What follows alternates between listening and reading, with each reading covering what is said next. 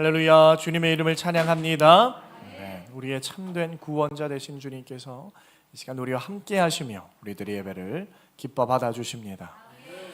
오늘은 심령이 가난한 자라는 주제로 하나님의 말씀 선포하겠습니다. 우리가 꽤 오랜 시간 동안 교회에 관해서 말씀을 들었어요. 하나님의 나라가 세워지고 그 하나님의 뜻에 의해서 우리 한 사람 한 사람이 각자 교회로 부르심을 받았습니다. 그것이 우리의 노력도 아니고 우리의 수고도 아니고 우리의 깨달음도 아니고 오로지 하나님의 독단적인 작정으로 인하여서 우리는 교회로 부름을 받게 된 거예요. 때로 우리가 이 교회가 무엇인지 올바르게 깨닫지를 못해서 실수하는 부분들도 있고 그릇 행하는 부분들도 있기 때문에 우리가 말씀을 잘 봐야 되는데, 그래도 지난 교회론 말씀들을 통해서 참된 교회가 무엇이고 또 하나님의 계획이 어디에 있는지 조금이나마 깨달았길 바랄 뿐입니다. 오늘부터는 우리가 너무 잘 알고 있는 이제 유명한 말씀입니다. 산상수훈의 이 팔복의 이야기를 좀 살펴보기를 원하는데요.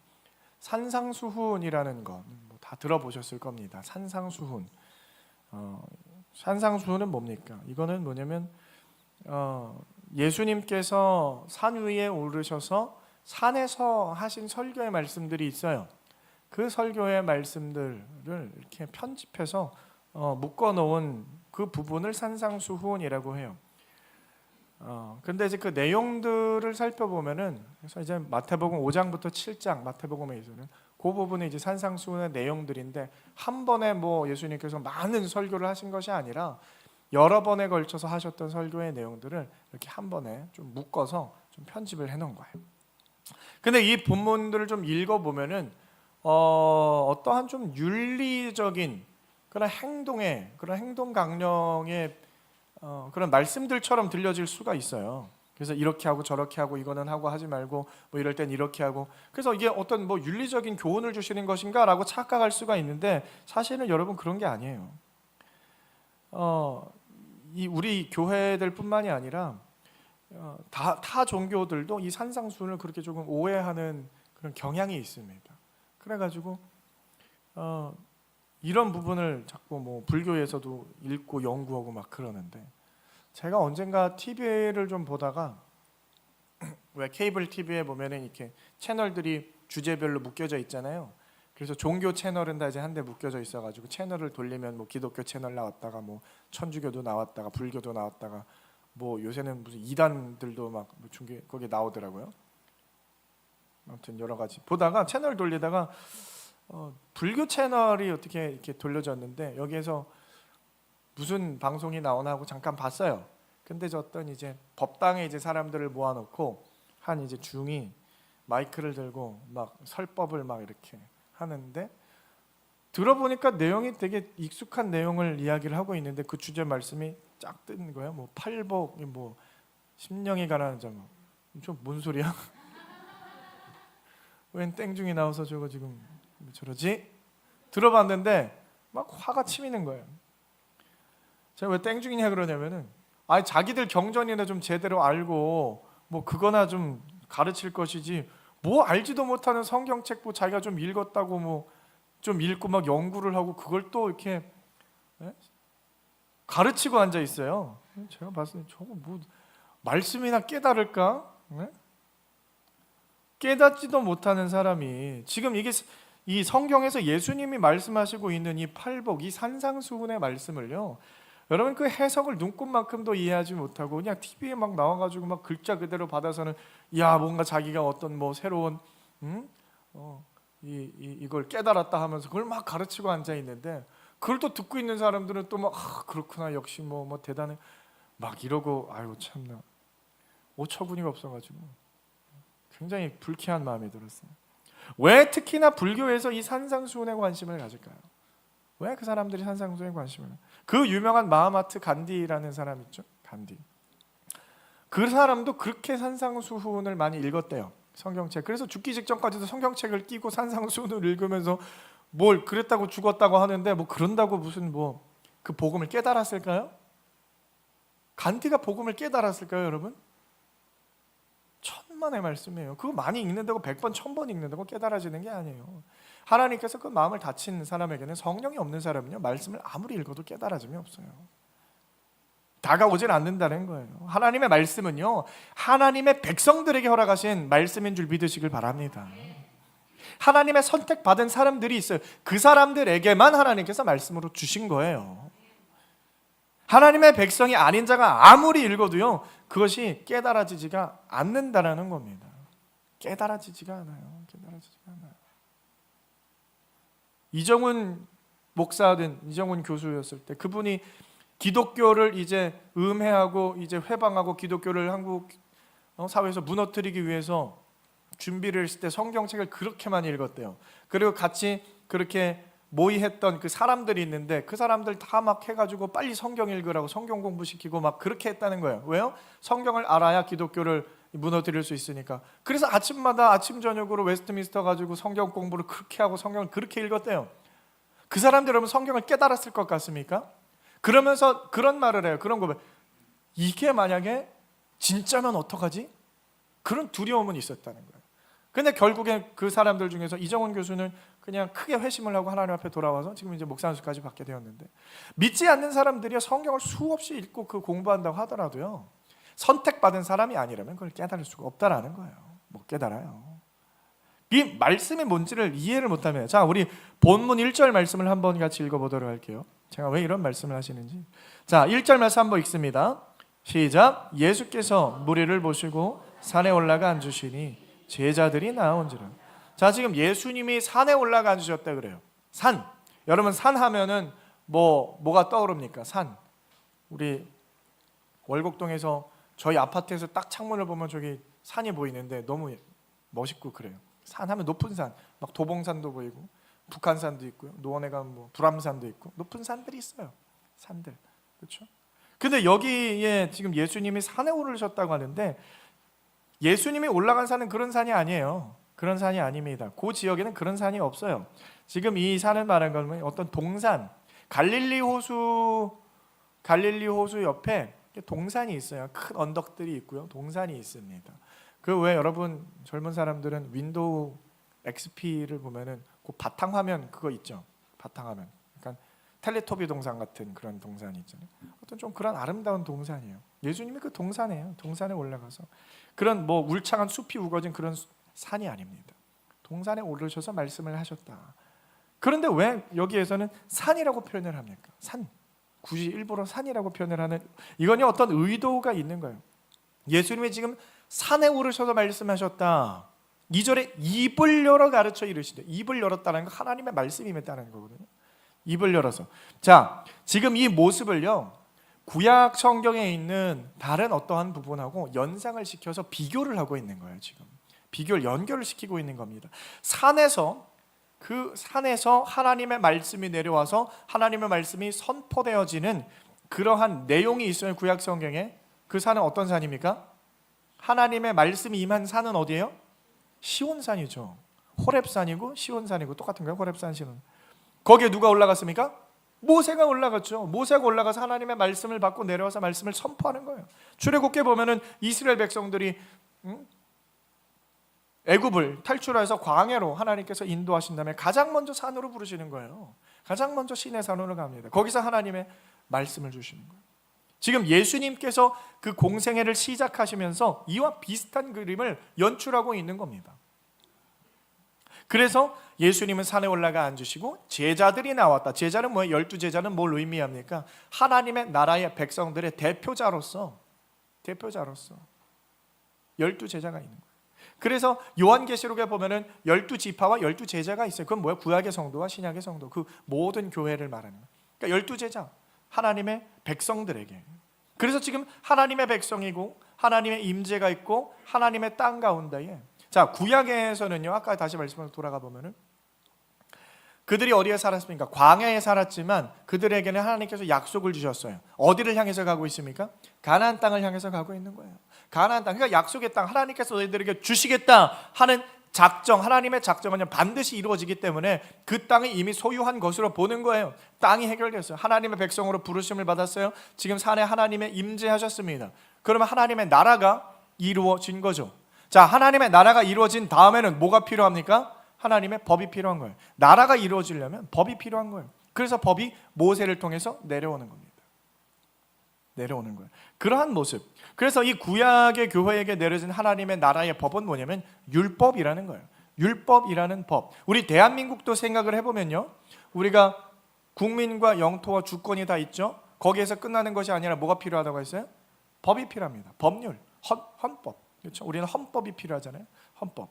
그것과 마찬가지로 하나님의 나라에도 법이 필요합니다. 느헤미야서를 보시면은 남유다가 멸망하고 나서 바벨론으로 이스라엘 백성들이 다 잡혀갑니다. 그리고 70년 뒤에 하나님께서 역사하셔서 다시 약속한 대로 사람들이 돌아와요. 예루살렘으로 돌아와서 뭘 합니까? 예루살렘 성전을 짓는 거예요. 예루살렘을 성전을 회복하고요. 또 몇십 년 뒤에 2차, 3차 돌아와서 하나님의 나라 성전 그 주변으로 예루살렘의 성벽을 짓는 겁니다. 성벽. 그러니까 지금 보세요. 성전이 만들어졌다는 건 뭘 의미하는 겁니까? 하나님의 임재, 하나님의 주권의 회복이 되어졌다는 것을 의미하는 것이고, 성벽이 만들어졌다는 건 뭐예요? 그 하나님의 나라의 영토가 특정이 되어지는 거예요. 예루살렘이라는 곳으로. 그래서 하나님의 백성들이 돌아왔고 하나님의 주권이 있고 하나님의 땅이 있어. 그러니까 이제 뭐가 필요합니까? 하나님의 말씀이 필요하죠. 그래서 느헤미야 8장에 보면은 에스라가 수문 앞 광장에 사람들 다 모입니다. 수많은 사람들이 다 모여서 거기에서 하나님의 말씀을 선포하는 거예요. 율법을 낭독할 때 그들이 회개하고 그들이 울며 하나님 앞에 나가는 그런 역사가 일어나요. 그러니까 어떠한 이것이 하나님의 나라의 회복을 보여주는 것이거든요. 그러고 나서 이 맥락은 다 비슷한데, 최초의 하나님의 나라라고 할 수 있는 이 땅 가운데에서 에덴 동산을 생각해 보면 그래요. 하나님께서 6일 동안 천지를 창조하십니다. 창조를 하시고 마지막에 하나님의 백성인 사람을 만드세요. 그리고 그 다음 날 하나님께서 뭐 하십니까? 안식하셨다는데, 안식이라는 것은 이거는 왕으로 임재하셨다라는 말인 거예요. 그리고 어디에 내려오셨어요? 에덴 동산에. 에덴 동산에 하나님의 백성이 있고 하나님의 임재가 있고 하나님의 말씀이 선포되어집니다. 그 다음에 그래서 하나님의 나라가 이루어지니까 선포되어진 말씀은 뭐예요? 선포되어진 말씀, 너는 이 에덴 동산의 모든 건 먹어도 되는데 동산 중앙에 있는 선악을 알게 하는 나무의 실과를 먹지 말아라. 이 말씀이 선포되는 거예요. 다 똑같은 맥락이에요. 하나님의 나라가 선포되어지고 하나님의 말씀이 있고. 지금 예수님께서 산상수훈을 통해서 보여주시고자 하는 건 뭐냐면은 이것과 똑같은 맥락에서 하시는 말씀이에요. 하나님의 나라를 세워. 자, 예수님이 이 땅에 오셨습니다. 2000년 전에 이 땅에 오셨어요. 왜 오셨습니까, 예수님이? 그러니까 우리가 이걸 조금 착각하는 부분이 있는데, 예수님께서 이 땅에 오신 궁극적인 목표는 뭐냐면요, 하나님의 나라를, 완전한 하나님의 나라를 재창조하시려고 오신 거예요. 이게 중요한 겁니다. 이게 궁극적인 목표예요. 하나님의 영원한 무궁한 나라, 그 하나님의 나라를 재창조하기 위해서 오셨다는 겁니다. 근데 우리는 어떻게 생각해요? 예수님이 왜 오셨다고 생각합니까? 오셨다, 왜 이유를 어떻게 생각해요? 나의 죄를 구원하기 위해서, 나를 위해서 죽으시기 위해서. 그건 굉장히 지엽적인 생각이에요. 지엽적인 생각. 우리는 단순하게 내가 죽음에서 건짐받았다 하는 어떤 개인적인 그런 구원의 틀로만 예수님의 성육신을 이해할 수 있지만, 그렇지 않아요. 하나님의 어떤 나라의 백성의 새로운 개념을 예수님께서 우리를 부르시기 위해서 오셨다라는 거예요. 원래 하나님의 나라의 백성들은 누구였습니까? 이스라엘 백성들이었어요.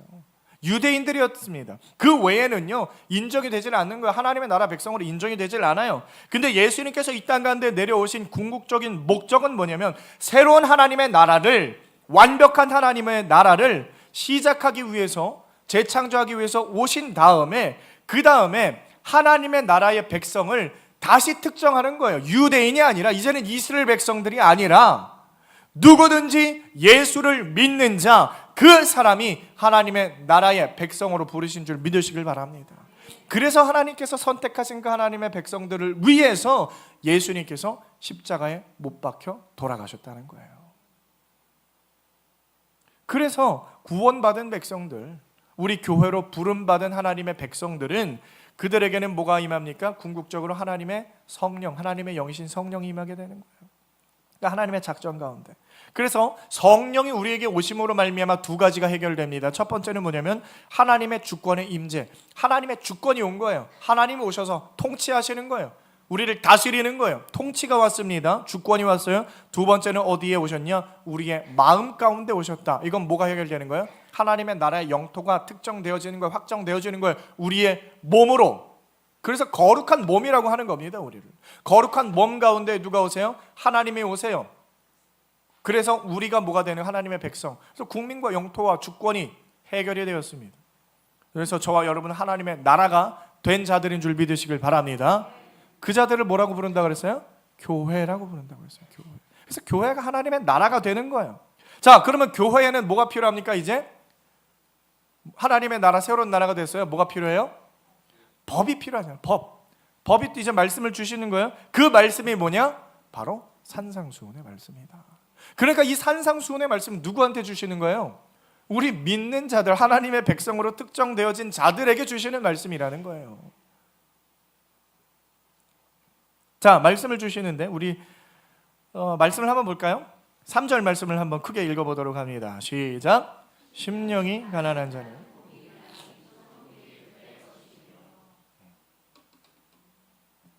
하나님의 나라의 법은 뭘로 시작해요? 복으로 시작하는 거예요. 복 얘기, 우리가 다 좋아하는 복 얘기. 복으로 시작하는 거예요. 하나님의 백성들은 복을 받은 자들인데, 복을 받을 것인데 그 복은 뭐냐? 하나님의 나라 천국이 그들의 것임이요. 믿으십니까? 자, 어떤 복을 받으셨다고요? 여러분들에게 복이 임했습니까? 복 임했습니까? 아멘 하신 자만 천국에 들어가시면 이제 곤란합니다. 여러분 복 받으셨어요? 천국을 소유하신 줄 믿으시길 바랍니다. 굉장히 중요한 거예요, 여러분. 이게 시작이에요. 시작부터 성경의 시작은 뭐예요? 태초에 하나님이 천지를 창. 이거 굉장히 중요한 말씀이죠. 여기부터 시작이에요. 우리 성도들에겐 뭐예요? 천국이, 복이 임했다. 여기부터 시작입니다. 얼마나 복된 소식. 그러니까 복음하죠. 맨날 우리가 하는 얘기예요. 복음, 복된 소식. 우리에게 천국이 임했다. 성도 여러분, 우리가 이 세상에 살아가면서 절대적으로 반드시 얻어야 하는 것은 영생인 줄 믿으시길 바랍니다. 이게 너무너무 중요해요. 그 영생이라는 것은요, 반드시 얻어야 되는 거예요. 반드시. 예?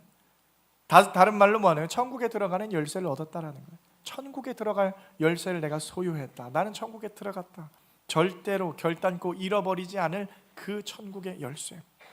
이거보다 중요한 게 있습니까, 여러분? 이 세상에서 그 어떠한 것보다도 이것보다 중요하고 우선시되는 일이 없다라는 거예요. 천국에 들어가는 거예요. 좌우지간 영생을 얻는 게 가장 중요해요. 그래서 나는 천국을 소유한 자가 됐냐, 천국을 소유한 자가 안 되었느냐, 이걸로 여러분 인생의 판가름 나는 거예요. 어느 좋은 대학을 다니든 어느 좋은 직장을 다니든 연봉이 얼마든 이게 중요한 게 아니에요, 여러분. 천국을 소유한 자가 됐느냐 안 되었느냐, 이게 가장 중요한 거예요, 여러분. 자, 그런데 지금 천국을 누구한테 주신다 그래요? 누구한테 주신다고?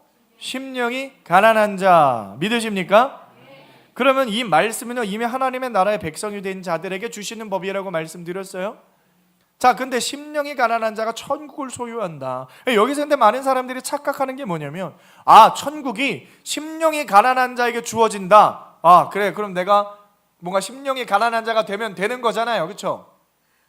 내가 나의 어떠한 열심으로, 나의 어떠한 노력으로, 내가 심령이 가난한 자가 되면 천국이 소유되는 거잖아요, 말씀대로. 그러니까 사람들이 뭘 하기 시작하냐? 노력을 하기 시작하는 거예요. 막 열심을 내기 시작하는 거예요. 인간이 가진 어떠한 열심과 노력을 가지고 내가 심령이 가난한 자가 되면 되는 거지, 그러면 천국이 나에게 허락되어지는 거지, 이렇게 이해를 하는 거예요. 그러니까 여기에서 엉터리 해석이 나오는 겁니다, 여러분. 막 너도 나도 막 불교도 막 달려 들어가지고, 야, 이거 막 대단한 발견이다. 심령이 가난한 자가 되면 천국이 소유되어진다. 그래서 불교 그때 그 사람이 하는 말이 그런 거예요. 나 자신을 다 비우고 이 공허한 세상, 이 물질의 세계, 막 색즉시공 있죠. 이 세상, 이런 물질은 다 공이다, 아무것도 아니다. 그래서 아무것도 아닌 거 나에게 비워가고 내 안에 욕심을 버리고 정욕을 버리고 뭐 욕망을 다 비워나면은 막 해탈의 경지에 이르러서 그게 바로 부처가 되는 것이다. 그게 여기서 성경이 말하는 천국이 내 안에 임하는 것이다. 막 이러면서 막 그런 이제 헛소리를 막 이제 얘네들이 이렇게 말하는 게 뭐예요? 그래서 무소유를 말하는 거예요. 그래서 우리가 무소유를 실천해야 된다. 우리가 막 물질은 아무것도 아니고, 그래서 막 뭐 기독교랑 불교가 원래 지향하는 바가 똑같아. 그래서 막 무소유, 우리는 가진 것 없이 공으로 왔다 공으로 돌아가는 자들이고 막 이런 얘기를 하는데, 여러분 이런데 현혹되지 마세요.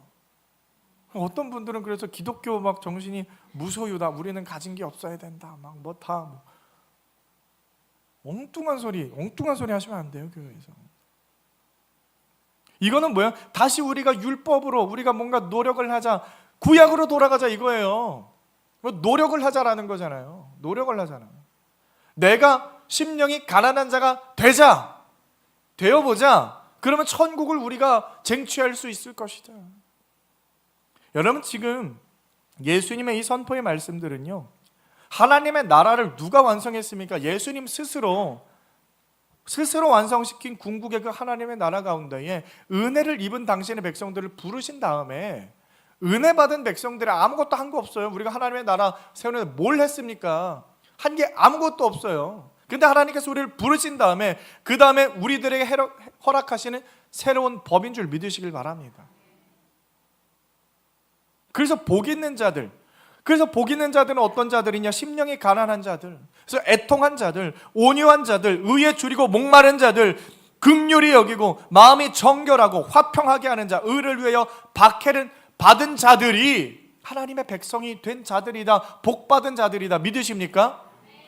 그러니까 복받은 자들은 어떤 자들이라는 거예요? 심령이 가난하고 애통하고 온유하고, 마음이 청결하고 화평하게 하는, 의를 위하여 박해를 받는 자들이 복받은 자들이다.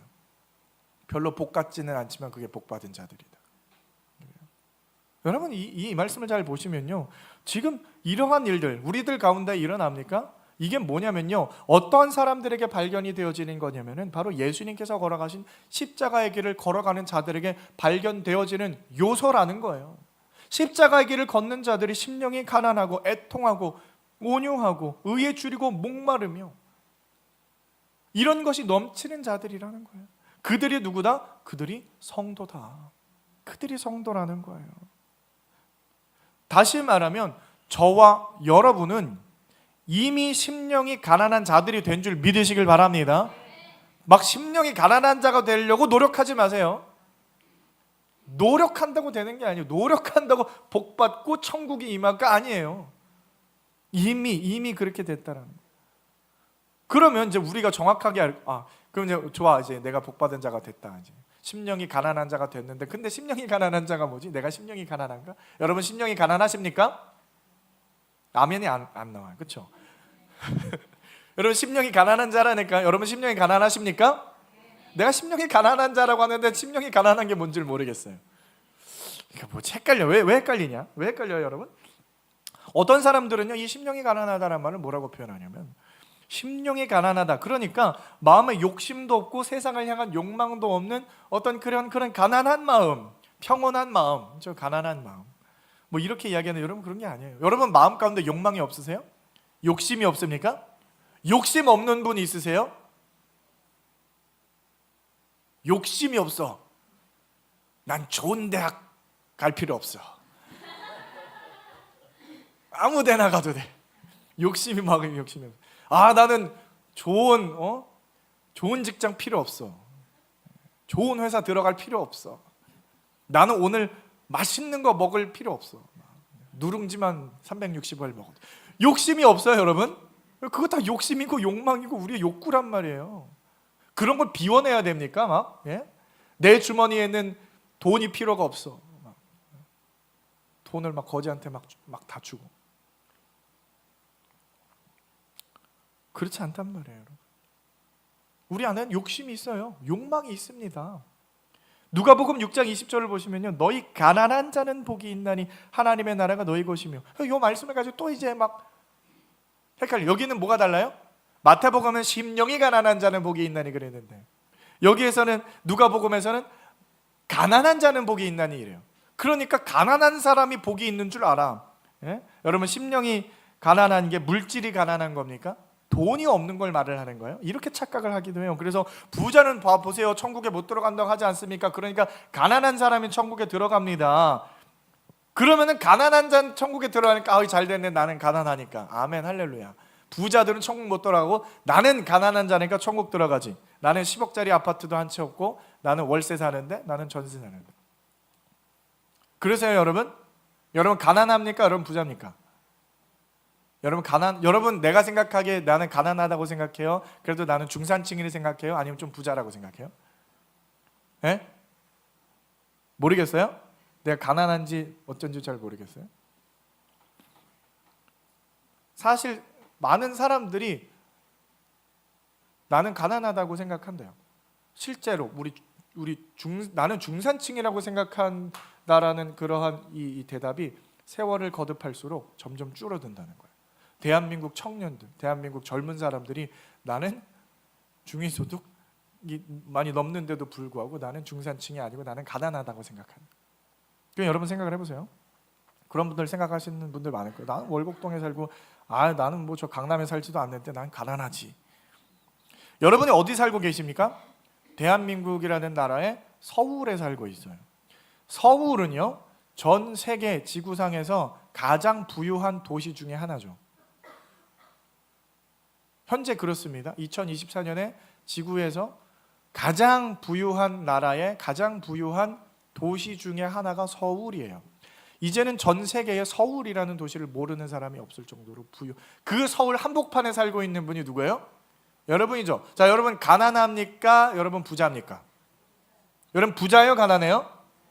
여러분 말도 안 되는 부자세요. 전 세계에서 입장에서 봤을 때. 그러면 여러분이 가난해요. 그러면 나 이제 가난하니까 천국 들어간다, 이 말 할 수 있어요? 없어요? 없는 거예요, 여러분. 없는 겁니다, 여러분. 만약에 이런 기준으로 한다면 여러분 막 아프리카에 사는 뭐 콩고, 제일 최빈국이 어디냐 찾아보니까 남수단이 제일 가난해요. 남수단, 아프리카. 부룬디 이런 나라, 에티오피아, 콩고 이런 나라 제일 가난하대요. 그럼 그 나라 사람은 전 국민이 다 천국 가요? 가난하니까? 그런 거예요, 아닌 거예요? 여기서 말하는 게 그런 게 아닌 거예요. 왜 부자들인데 크리스찬들 많잖아요. 그럼 그 사람들 뭐 다 결국에는 저 사람 부자니까 천국 못 갈까? 그렇지 않습니다, 여러분. 성경이 말하는 게 그런 게 아닌 거예요. 심령이 가난하다라는 건 뭐냐면은 심령이 가난하다는 거예요. 영을 말하는 거예요. 육신이 있고 영혼이 있습니다. 영혼이 가난하다라는 건 뭐냐면은 이거는 속사람을 의미하는 거예요. 나의 속사람이 가난하다. 근데 속사람이 뭘 소유할 수가 있어요? 가난하다라는 말은 뭐냐면은 가진 게 없다라는 거예요. 결핍을 말을 하는 거예요. 부족함을 말을 하는 거예요. 그게 가난을 말을 하는 거거든요. 영이 뭘 소유할 수가 있어요? 마틴 로이드 존스 목사님은 이렇게 표현을 합니다. 영의 가난이라고 한다는 것은 사람의 자기 자신을 보는, 자기 자신에 대한 태도다. 그 태도에 가난합니다. 그러니까 뭐냐면은 내가 나를 어떻게 생각하느냐, 나를 의롭다고 생각하느냐, 나를 악한 사람이라고 생각하느냐인 거예요. 나의 영혼을 봤을 때. 그러니까 심령의 가난함이라는 말은 뭐냐면은 내가 의롭다고 생각할 수 없다라는 거예요. 그게 심령의 가난함. 내 안에 의로움이 발견되지 않은 거예요. 쉽게 말하면 심령의 가난한 자는 의롭지 않은 사람이라는 말인 거예요. 나는 의롭지 않은 사람을, 근데 그걸 누가 아는 거예요? 내가 아는 거예요. 나는 의롭지 않은 사람이야. 나는 내 안에 의로움이 발견되지 않는 사람이야. 대신 뭐만 발견돼요? 나의 더럽고 추악함, 나의 악함이 발견되는, 나는 이런 사람이야 라고 깨닫는 자가 심령이 가난한 자들인 줄 믿으시길 바랍니다. 그게 심령이 가난한 자예요. 그러니까 뭐예요? 나는 의로운 자가 아니야. 나는 의로움이 없어. 나는 죄만 가득해. 의로움이라고는 눈꼽만큼도 찾아볼 수 없고 온갖 더러움과 죄악들로 가득 차 있는 존재야. 여러분 이걸 언제 발견할 수 있다 그랬어요? 우리가 이걸 언제 발견합니까? 밝은 빛 가운데로 나아가면 더러운 것이 드러난다 그랬어요. 빛을 밝게 비추면 더러운 게 다 드러나는 거예요. 그 앞에서 한없이 초라해지는 겁니다. 우리가 그 빛이신 하나님 앞에, 말씀이신 하나님 앞에 나아갈 때에 우리의 더러움과 추악함이 드러나는 거예요. 폭로되어지는 겁니다. 치영이가 기부스를 한 달 동안 했는데 밖에서 봤을 때는 더러운지 깨끗한지 몰라요. 톱으로 딱 잘라가지고 까면 어떻게 돼요? 새까매요. 막 그냥 굉장히 지저분합니다. 드러나는 거예요. 그때 눈으로 보게 되는 거예요, 여러분. 그래서 말씀이 자꾸 이제 그런 말을 하죠. 목사님의 말씀이 막 너무 막 찌르고 막 후벼 파서 아프다. 왜 아파요? 나의 더러움이, 나의 죄악이 드러나니까. 말씀이 들어가면은, 우리가 말씀 앞에 서면은 이게 막 마음이 불편하단 말이에요. 왜 불편해요? 더러운 게 자꾸 나오니까. 여러분 화장실에 딱 갔는데 불을 딱 켰어. 그러면은 한 달은 청소를 안 해가지고 막 물때가 끼고 불편하죠. 그럼 뭘 합니까? 청소를 해요. 청소. 근데 우리의 심령을 청소를 할 수가 있어요? 없어요? 없는 거야. 그러니까 막 이게 미치겠는 거지. 더러운 모습이 그대로 막 보여진.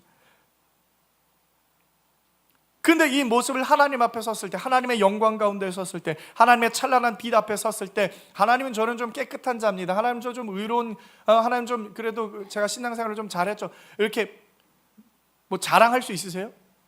하나님 앞에 막 떳떳하게 설 수 있으세요? 더럽고 초라하고 그런 모습에 하나님 앞에 섰는데 떳떳하게 설 수가 없다라는 거예요. 그게 심령이 가난한 자의 모습이라는 거예요. 예를 한번 들어볼게요. 자, 여러분이 세상에서 열심히 돈을 벌어요. 돈을 내가 좀 벌어서 통장에 한 돈을 좀 얼마 벌어놨어. 이게 막 마음이 든든하죠. 그래가지고 막 친구들을 만났는데 막 돈 자랑을 막 좀 하는. 야, 내가 이번에 뭐 해가지고 뭐 돈을 좀 많이 벌었어. 돈 자랑을 막 하는데 그 돈 자랑을 여러분 이재용 회장 앞에 가가지고 할 수 있어요? 재산이 얼마집니까? 네? 주식 투자 얼마 하셨어요? 글쎄요, 저도 잘 모르는데 그런 사람들은 자기가 돈이 얼마 있는지를 몰라요. 그런 거예요. 그 사람 앞에 가서 돈 자랑할 수 있습니까? 뭘 자랑할 거예요? 뭘 자랑할 거예요? 뭔 자랑을 해요? 자, 예를 들어서 한 아빠가 있다고 해요. 아빠가 있어요. 어린 아들이 있습니다. 유치원을 다니는 아이들. 그러면 이 유치원 다니는 아이들은 아빠가 되게 하늘처럼 느껴져요. 그 아빠가 또 막 힘 자랑을 해요. 야, 아빠 힘 세지. 막 너도 들 수 있어. 막 들고 막 들었다 냈다. 그러니까 얘 아는 그게 진짜인 줄 알아요. 그 아빠는 사실 막 운동도 엄청 못하고 뭐 뚱뚱해가지고 살만 쪄가지고 막 게으른 그런 아빠인데 유치원에 데리고 갔어요. 그 앞에서 다른 아빠를 만났는데 이 아들이 이제 자랑을 하는 거예요. 아저씨, 우리 아빠 힘 엄청 세요. 막 우리 아빠 막 엄청 멋있어요. 막 이렇게 막 자랑을 하면 그 아빠가 굉장히 부끄러워지죠. 야, 그만해. 너 빨리 들어가. 빨리 들어가. 집에 돌아왔는데 이제 며칠 있는데 와이프가 당신 요즘 너무 운동도 안 하고 살도 너무 많이 쪘다. 가서 운동 좀 해라. 하도 이렇게 바가지를 긁어가지고 체육관을 끊었어요. 짐에 가가지고 운동을 하려고 하는데 몰라. 난생 처음 가봤어. 막 그러고 했는데 옆에서 어떤 사람이 좀 도와드릴까요? 하고 봤는데 그 유치원에서 만났던 다른 아빠예요. 이 사람 보니까 막 몸이 막 엄청 좋아요. 헬스 트레이너예요. 알고 보니까. 그럼 그 앞에서 막 뭘 자랑할 수 있어요? 예? 바벨을 막 120kg 막 들 수 있어요? 예? 무슨 자랑을 할 거예요, 그 앞에서? 그냥 쭈구리가 되는 거예요. 막 도망치고 싶죠. 이제 그 다음부터는 이제 옮기죠, 짐을 다른 데를. 거기를 안 가는 거예요. 어떤 사람이 잘 보세요. 어떤 젊은 커플이 있다고 생각해보세요. 사귄 지 얼마 안 됐어. 젊은 남녀가 사귄 지 얼마 안 됐어. 아직 탐색전을 하고 있는데 보통 남자들이 막 자꾸 그러면 허풍을 치죠. 잘 보이려고 여자들한테. 그래가지고 얘기를 하다가 군대 얘기를 하는데 막 거짓말을 이제 막 조금씩 보태서 자기가 해병대 출신이라고 막 이러면서 해병대에서 막 자기가 뭐 이런 훈련도 받고 저런 훈련도 받고 막 무장공비도 때려잡고 막 말도 안 되는 막 거짓말을 막 해놨어요. 그러니까 여자는 막 진짜냐고 대단하다고 그런 줄 알았는데 나중에 이제 뭐 친구들을 소개시켜 준다고 여자 친구들하고 남자 친구하고 이제 만났어요. 만났는데 그 친구 중에 현역 해병대 장교가 있어요. 그러면 야 너 맞다, 너 해병대라면 우리 남자친구도 해병대래. 그러면서 막 야 둘이 그러면 거기서 이제 막 식은땀이 막 줄줄 흐르는 거죠. 이제 망했다. 이제 나의 모든 거짓말이 다 폭로가 되면 이제 대답을 자꾸 회피하고, 알고 보니까 PX병이었거든. 해병대 PX병. 훈련도 안 하고 아무것도 안 해요. 바코드 찍고 이제 물건 정리하고.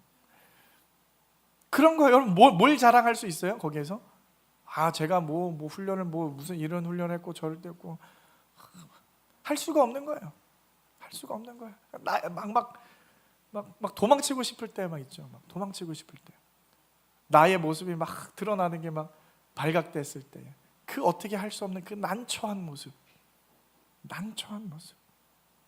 여러분 심령의 가난함이라는 게 그런 거예요. 내가 이 세상에서 뭐 좀 가졌다, 내가 뭐 좀 했다, 막 이루어놨다, 막 허풍쳐요 막. 그런데 하나님의 영광 앞에 섰을 때는요, 완전히 내가 한 것들이 쓰레기가 된다라는 거예요.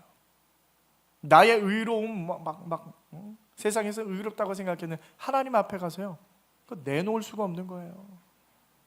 하나님을 체험하고 하나님의 영광 앞에 섰을 때 하나님이 야 그래 너 의로운 거 좀 가져와 봐, 한번 보자. 너 뭐 잘한 거 있니? 뭐 잘난 거 있니? 뭐 자랑할 거 있니? 한번 얘기해봐. 하나님 저 일주일 금식 해봤어요. 와 그래 대단한데? 그거 말고 그럼 뭐 아무나 다 하는 거 40일도 아니잖아요. 11조도 꼬박꼬박 했어요. 가끔 빼먹었지만. 주일 성수도요 제가 웬만하면 했습니다. 웬만하면. 성경도요 제가 10번이나 읽었어요. 여러분 이런 거 뭐 하나님 앞에 가서 자랑할 수 있으세요? 그거 여러분 성도로서 당연히 해야 되는 거예요. 당연히 해야 되는 거. 너 왜 당연히 해야 되는 걸 가지고 자랑하니?